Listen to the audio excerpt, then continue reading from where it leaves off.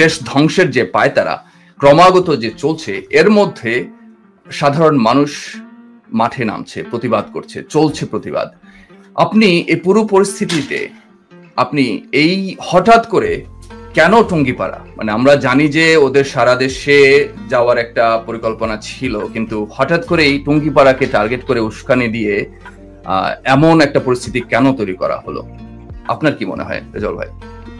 ধন্যবাদ আপনাকে। আমার কাছে কিন্তু হঠাৎ করে এটাকে মনে হয় না, কারণ মেটিকুলাস ডিজাইন যেটা, সেই মেটিকুলাস ডিজাইনটা কিন্তু আমাদের স্বাধীনতা পরবর্তী সময়েও প্রফেসর গোলাম আজমের নেতৃত্বে পূর্ব পাকিস্তান পুনরুদ্ধার কমিটি গঠন করে সারা পৃথিবীতে ঘুরে ঘুরে পূর্ব পাকিস্তান কায়েমের চেষ্টা চলেছিল।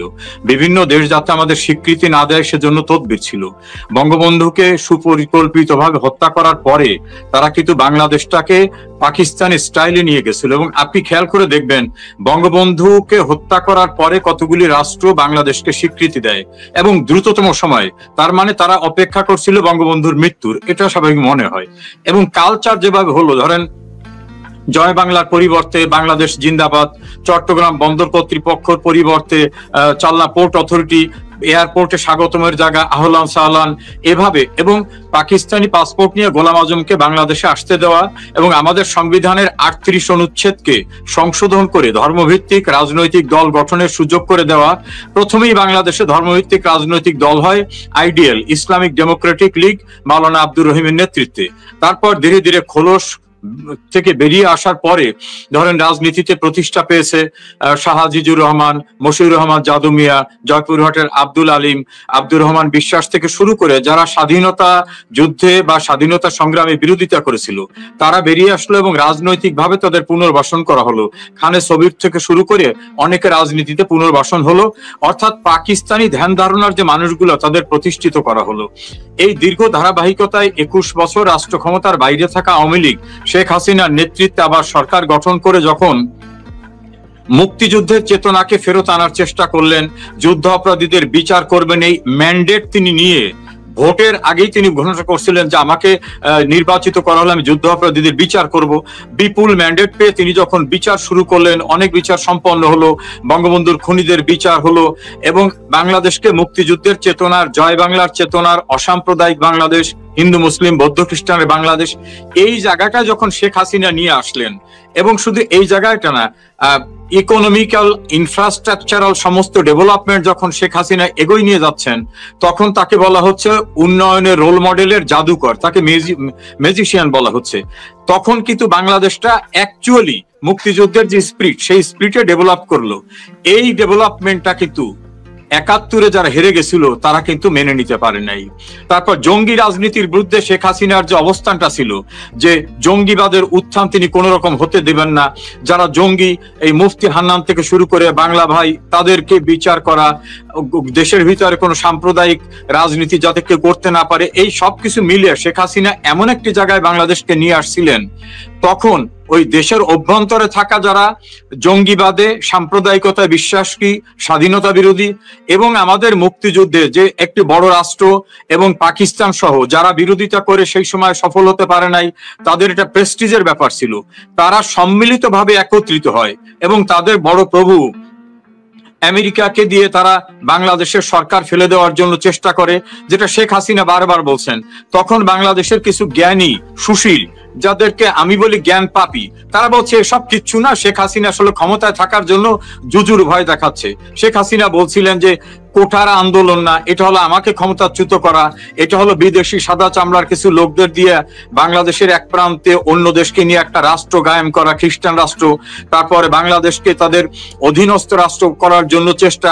এই কথা তিনি অনবরত বলে আসছিলেন এবং তিনি এই কথা বলছিলেন যে আমি গ্যাস রপ্তানি করার থেকে শুরু করে তাদের প্রস্তাবে যদি রাজি হই তাহলে অনন্তকাল আমি ক্ষমতায় থাকতে পারি। উনি আরেকটা কথা শেখ হাসিনা বলছিলেন যে আমার আব্বাকে বলা হয়েছিল যে অবিভক্ত পাকিস্তানের প্রধানমন্ত্রী পদে আপনি নির্বিঘ্নে থাকুন, আপনি এইসব করতে যাবেন না। আমার আব্বা যেমন সারেন্ডার করে নাই, আমিও সারেন্ডার করব না। এই যে দৃঢ়তা শেখ হাসিনার, সেই দৃঢ়তার কাছে তিনি হারবেন না এটা বুঝেই মেটিকুলাস ডিজাইন হয়, যেটা ডক্টর ইউনূস নিজে ক্লিনটন ফাউন্ডেশনের অনুষ্ঠানে নিজে প্রকাশ করেছেন যে এটা হঠাৎ করে কিছু না, আমি মেটিকুলাস ডিজাইন করে এগুলো করেছি, এবং তার যে পারিষদবর্গ তাদেরকেও তিনি ক্লিন্টন ফাউন্ডেশনের অনুষ্ঠানে পরিচয় করিয়ে দিলেন। আবার তারা বাংলাদেশের বিভিন্ন অনুষ্ঠানে বললেন যে আমাদের দীর্ঘদিনের পরিকল্পনা, 18 বছরের পরিকল্পনা, সেটা বাস্তবায়নের জন্য আমরাই পদ্মা সেতুতে আঘাত করেছি, মেট্রো রেলে আঘাত করেছি, পুলিশকে হত্যা করেছি। এবং এর সঙ্গে তারা গুরুত্বপূর্ণ, তারা কথা বললেন যে আমরা যদি 5 তারিখে শেখ হাসিনার পতন ঘটাতে না পারতাম তাহলে আমরা অস্ত্র তুলে ধরতাম। আর তাদের পিছনে ছিল জামাত, তাদের পিছনে ছিল সাম্প্রদায়িক শক্তি। এই সব মিলে যারা সফল হয়েছেন শেখ হাসিনাকে রাষ্ট্র ক্ষমতা থেকে সরাতে, সেই মানুষগুলোর টার্গেটটা কিন্তু শেখ মুজিব। তাদের টার্গেটটা হচ্ছে শেখ মুজিবের স্পিরিট, শেখ মুজিবের যে আইডিওলজি, সেই আইডিওলজি বাস্তবায়ন করে শেখ হাসিনার নেতৃত্বে। এবং বাঙালির তীর্থস্থান হচ্ছে টুঙ্গিপাড়া, 2টা জায়গা। একটা হচ্ছে ধানমন্ডির 32 নম্বর ভবন, যে ভবন থেকে বাঙালি জাতির সমস্ত আন্দোলন সংগ্রাম সৃষ্টি হয়েছে, সূতিকাগার। সেই ভবনটাকে ধ্বংস করে দিয়ে প্রথম প্রতিশোধ। দ্বিতীয় প্রতিশোধ বঙ্গবন্ধু যেখানে ঘুমিয়ে আছেন সেই জায়গায়। তো বঙ্গবন্ধু তো কোঠা বিরোধী আন্দোলনে কেউ ছিলেন না, কোঠার পক্ষেও ছিলেন না, তাহলে টুঙ্গিপাড়া কেন? যদি কোঠার আন্দোলনওয়ালারা এই ঘটনায় জড়িত হয়, তাদের টার্গেটটা হচ্ছে 71-এর পরাজয়ের প্রতিশোধ নেওয়া, যাতে শেখ মুজিবের অস্তিত্ব না থাকে, মুক্তিযুদ্ধের চেতনার অস্তিত্ব না থাকে, শেখ মুজিবের উত্তরসূরিদের অস্তিত্ব না থাকে। ঢাকারটা শেষ করছে, টুঙ্গিপাড়াটা শেষ করে তারা দেখাতে চায় যে 71 সালের পরাজয়ের প্রতিশোধ নিচ্ছি। মামুন, এখানে মনে রাখবেন, বঙ্গবন্ধু কন্যাকে রাষ্ট্র ক্ষমতার থেকে আউট করার পরে পাকিস্তান পার্লামেন্টে আনন্দ সমাবেশ হয়েছিল, রাস্তায় মিছিল হয়েছিল, এবং তারা বলেছিলেন যে 71-এর পরাজয়ের প্রতিশোধ আমাদের মুশরিকে পাকিস্তানের ভাইরা বাংলাদেশে নিয়েছে। এর দ্বারা আমি আপনাকে কনসাইজলি বলবো, 71-এর প্রতিশোধ নিয়েছে যারা পরাজিত শক্তি। তারা টুঙ্গিপাড়াকে আক্রমণ করে দেখাতে চায়, শেখ মুজিব তুমি মারা গেলেও তোমার প্রতি আমাদের যে প্রতিহিংসা, তোমার প্রতি আমাদের যে ক্ষোভ, সেই ক্ষোভটা তুমি যেখানে ঘুমিয়ে আছো সেখানে আমরা প্রতিফলন ঘটাতে চাই। এটাই ছিল টুঙ্গিপাড়া আক্রমণের পরিকল্পনার তাদের রাজনৈতিক আদর্শগত বিষয়, এটা আমার কাছে মনে হয়। আচ্ছা, অনেক ধন্যবাদ রেজাউল ভাই, আপনি আসলে খুব সুন্দরভাবে ব্যাখ্যা করেছেন। আমরা যারা 71 দেখিনি, আমরা যারা 75 দেখিনি, আমাদের জন্য এই তুলনামূলক বিশ্লেষণগুলো করা একটু কঠিন হয়। এজন্য হচ্ছে আপনাদের কাছে এই প্রশ্নগুলো করা এবং বোঝার চেষ্টা করা। আমি টুঙ্গিপাড়া প্রসঙ্গে আবার ফেরত যে আপনি বললেন যে এটা 71-এর পরাজয়ের একটা প্রতিশোধ। সেক্ষেত্রে আমরা যখন বাংলাদেশ সেনাবাহিনীকে আজকে দেখছি, যখন নিরস্ত্র মানুষের উপর, যদিও একই সাথে ওরা চেষ্টা করছে নানানভাবে প্রকাশ করার যে মানুষ অস্ত্র নিয়ে নেমেছিল, কিছু ছবি ভিডিও ওরা দেওয়ার চেষ্টা করে, যেগুলোর কোনো কিছুরই অস্তিত্ব আমরা লাইভ ভিডিওগুলোতে দেখি না। আমরা যখন লাইভ দেখছিলাম একের পর এক ঘটনাগুলো ঘটছে, তখন কোথাও দেখিনি মানুষের হাতে অস্ত্র। আমরা অস্ত্র দেখেছি হচ্ছে পুলিশের হাতে, অস্ত্র দেখেছি বাংলাদেশ সেনাবাহিনীর হাতে, অস্ত্র দেখেছি হচ্ছে এনসিপির গুন্ডাদের হাতে। পুলিশের পাশাপাশি দাঁড়িয়ে এনসিপির গুন্ডারা পর্যন্ত মানুষ মারছে। সেনাবাহিনী যখন একটা লাশ টেনে হিসড়ে নেওয়ার চেষ্টা করছে, তখন এনসিপির গুন্ডারাও তাদের সাথে অংশ নিচ্ছে। এখন বাংলাদেশ সেনাবাহিনী নিয়ে আমার যে প্রশ্নটা আপনার কাছে, সেটা হচ্ছে আপনি বললেন যে 71-এর পরাজয়ের যে প্রতিশোধ নিচ্ছে। বাংলাদেশ সেনাবাহিনী তো 71-এর পরাজয় বরণ করেনি। বাংলাদেশ সেনাবাহিনী যেটা, সেটা তো হচ্ছে 71-এর জয়ী যে গোষ্ঠী। আমরা তো জানি যে 1971 সালে অসংখ্য আমাদের সৈনিকেরা প্রাণ দিয়েছে, অসংখ্য সৈনিকেরা লড়াই করে দেশ স্বাধীন করেছে। আমাদের 7 জন বীরশ্রেষ্ঠই বাংলাদেশ সেনাবাহিনীর। তাহলে হঠাৎ করে বাংলাদেশ সেনাবাহিনী কেন এরকম আচরণ শুরু করলো? আপনার কি মনে হয়? আমি জানি যে বিষয়টা আসলে জানা আমাদের পক্ষে খুবই কঠিন। আপনার কি মনে হয়? কারণ হচ্ছে যে আমরা যেটা জানি যে হ্যাঁ, কিছু সিনিয়র যারা আছেন সেনাবাহিনীর, তারা হয়তো বিদেশি ডলার পেয়েছেন, টাকা করি কামিয়েছেন, এবং সেজন্য ওরা হচ্ছে 5ই আগস্টে নাম লিখিয়েছিলেন। কিন্তু বর্তমান সেনাবাহিনী কি জানে না যে এই ধরনের হিউম্যান রাইটস ভায়োলেশন যেগুলো হচ্ছে, যেটা কোনোভাবে লুকিয়ে রাখা সম্ভব না, সেটা করে এরা যে পার পাবে না?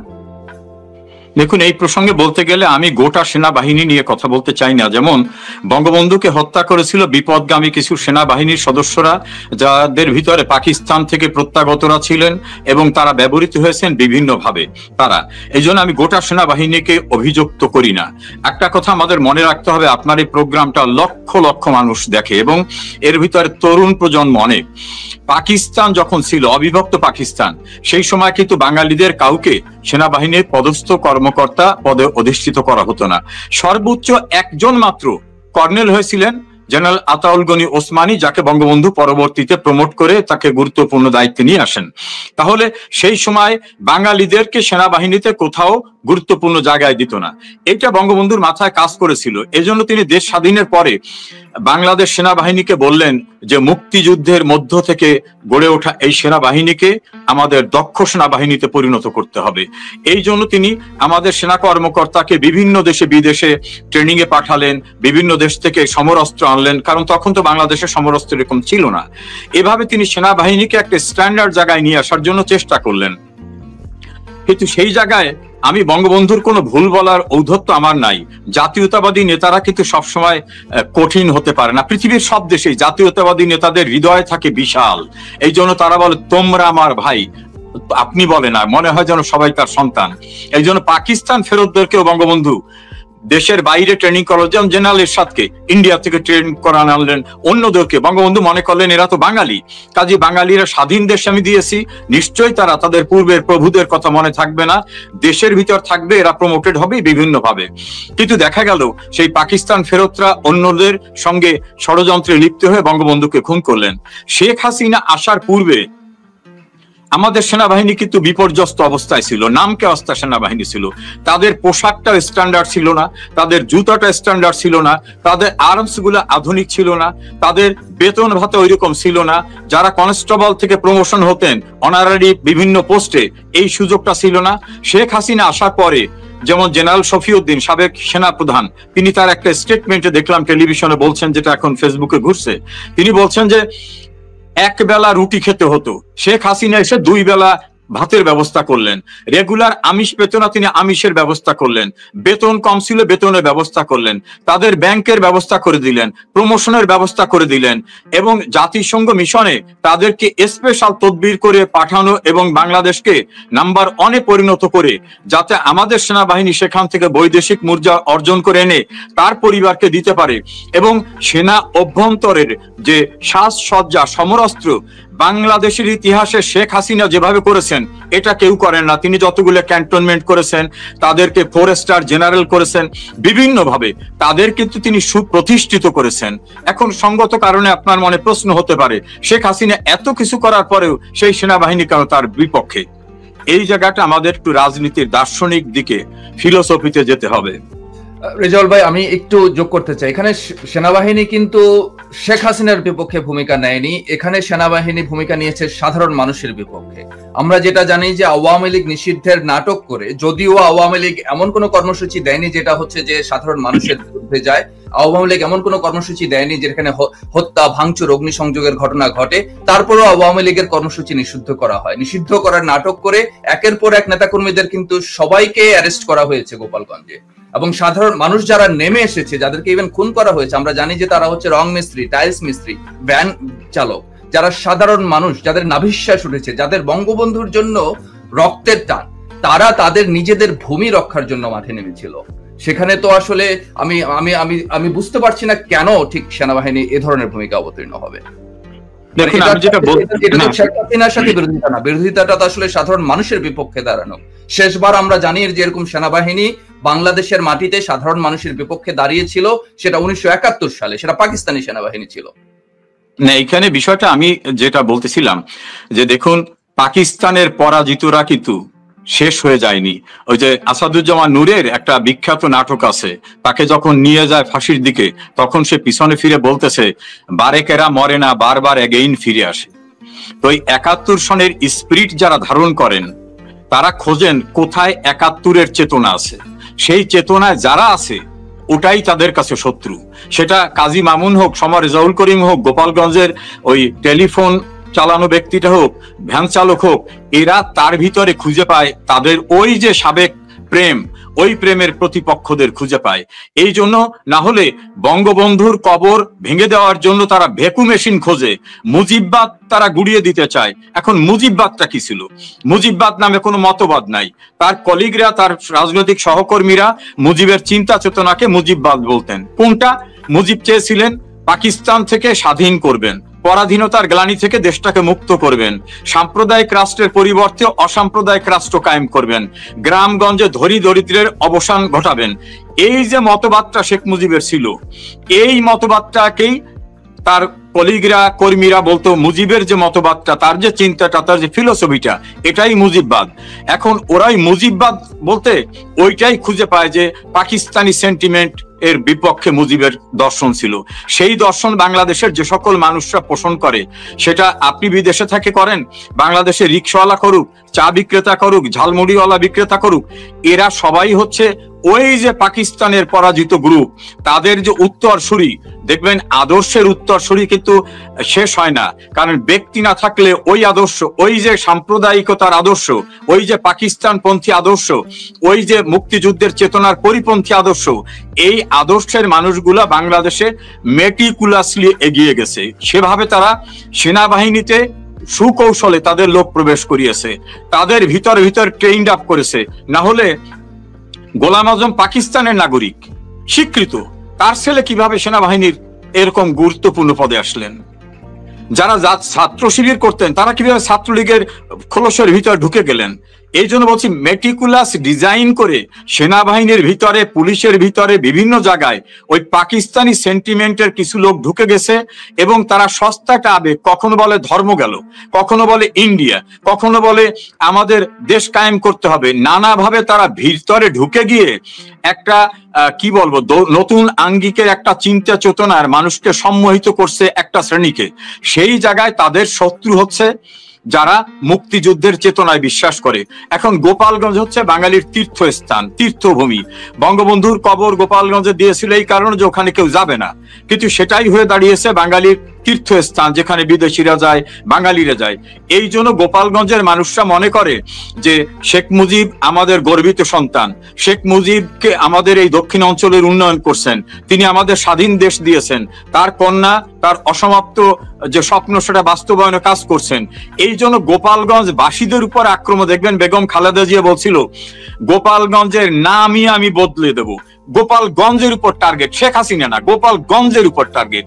একইভাবে বর্তমান যারা ক্ষমতা আসছে তারা কিন্তু পাকিস্তানের যে স্লোগানটা ছিল ইনকিলাব জিন্দাবাদ, জয় বাংলা মানে কি বাংলার জয়ধ্বনি, সেটাকে বাদ দিয়ে তারা ওই পাকিস্তান স্টাইলের ইনকিলাব জিন্দাবাদ বলে এবং ওই জায়গায় তারা দাঁড়িয়ে বলে এইটা।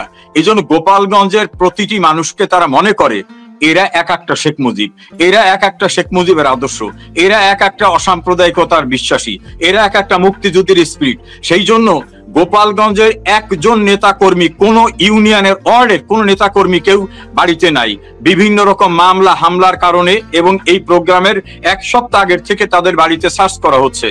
আমার বাড়িটা মামুন ভাই, আমার ইউনিয়নটা মাটিভাঙ্গা টুঙ্গিপাড়া ইউনিয়নের পাশেই, অর্থাৎ আমার কনস্টিটিউয়েন্সির সঙ্গেই টুঙ্গিপাড়া কনস্টিটিউয়েন্সি। এই জন্য আমি গোপালগঞ্জ সম্পর্কে ওয়াকিবহাল। গোপালগঞ্জের একেবারে অতি সাধারণ মানুষটাও সে কিছুই চায় না, সে মেম্বার হইতে চায় না, চেয়ারম্যান হইতে চায় না, এমপি হইতে চায় না, রিলিফের কার্ড চায় না, কিন্তু তার ভালোবাসা ওই যে বঙ্গবন্ধু, তাদের ভালোবাসা ওই যে শেখ হাসিনা। তোরা কেন তাকে ভালোবাসিস? এই জন্য গোপালগঞ্জটাকে স্বাধীন করতে চায়, মুক্তিযুদ্ধের চেতনার জায়গাটাকে স্বাধীন করতে চাইলে আপনি দেখে থাকবেন ফেসবুকে একজন অতি সাধারণ মহিলা কোলে একটা বাচ্চা নিয়ে বলতেছে গোপালগঞ্জে স্বাধীন করতে চান কেন? আমরা কি পূর্ব পাকিস্তান নাকি আমাদের পাল্টে অন্য জায়গায় নিয়ে যাবেন? এই জন্য গোপালগঞ্জের সাধারণ মানুষটাও তাদের কাছে শত্রু। শেখ হাসিনাকে পাচ্ছি না, তোদেরকে তো পাচ্ছি। এই জন্য টার্গেটটা গোপালগঞ্জের মানুষকে করে ওরা বেসিক্যালি হলো মুক্তিযুদ্ধের চেতনা, বঙ্গবন্ধুর আদর্শ, শেখ হাসিনাকে ভালোবাসা, এইটাকে হাতের কাছে তো পাচ্ছে না, যাকে পাচ্ছে মনে করে এই তার সমর্থক, এরে আঘাত করলেই বোধহয় মুক্তিযুদ্ধের চেতনায় আঘাত করা যাবে।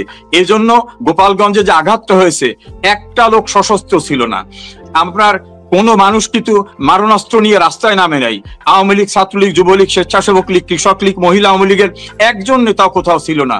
অতি সাধারণ মানুষ, গ্রামে আবাল বৃদ্ধ বনিতা, হিন্দু মুসলিম বৌদ্ধ খ্রিস্টান সবাই রাস্তায় নেমে এসছে কোন সেন্সে, যে আমাদের বঙ্গবন্ধুর কবর গুড়িয়ে দেবে, আমাদের বঙ্গবন্ধুর মতবাদকে এরা গুড়িয়ে দিতে চায়। এরা বলে শেখ মুজিবের নাম থাকবে না।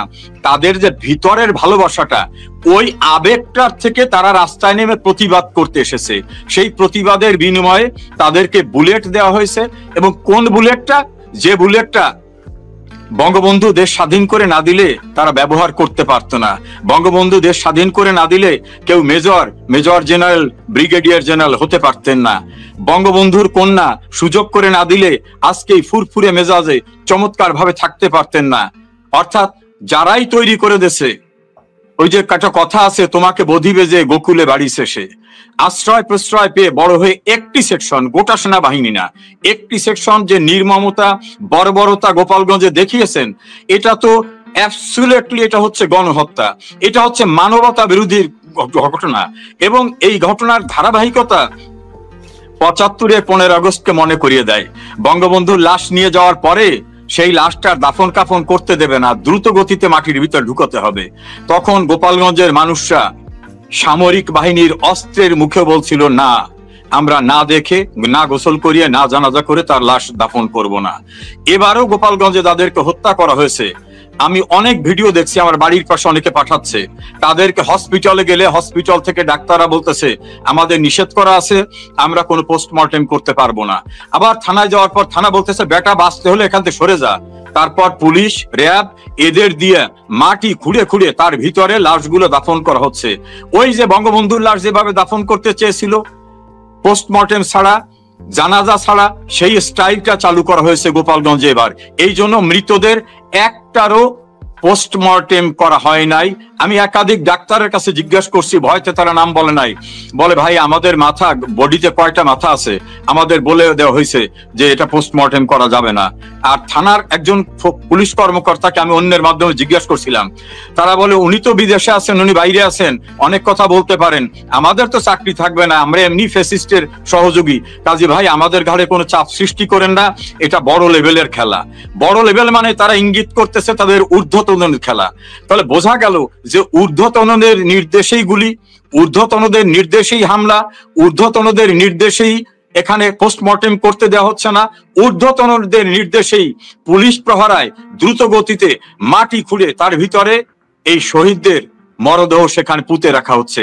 তাদের গোপালগঞ্জে হামলাটা গোপালগঞ্জের নিরীহ মানুষের উপরে না, এটা মুক্তিযুদ্ধের চেতনায় বিশ্বাস করে যেটা, সেই মানুষের বিশ্বাসের উপর একটা হামলা।